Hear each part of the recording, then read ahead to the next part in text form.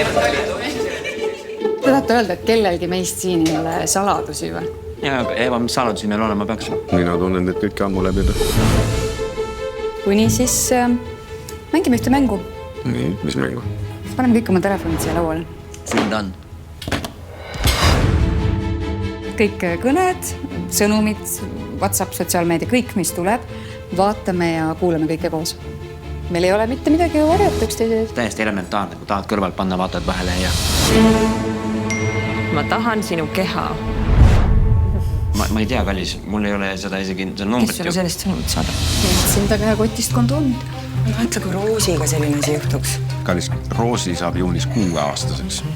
Sa oled rase või? No ütleme, et me üritame. Mul koer siin. Vähemalt keegi siin lauas veel. Ma lasen endale uued tissid panna. Kas sa oled ju psühholoog? Mis siis? Psühholoogid ei lase endale uusi tisse panna. On meid imelik tõesti. Saad aru, need telefonid, vaat need samad telefonid, me oleme kõik oma privaatsuse, kõik me oleme siia sisse pannud. Pane see telefon ära. Jäta, pane see kuradi telefon praegu käest ära! See on mäng. Mängi siis.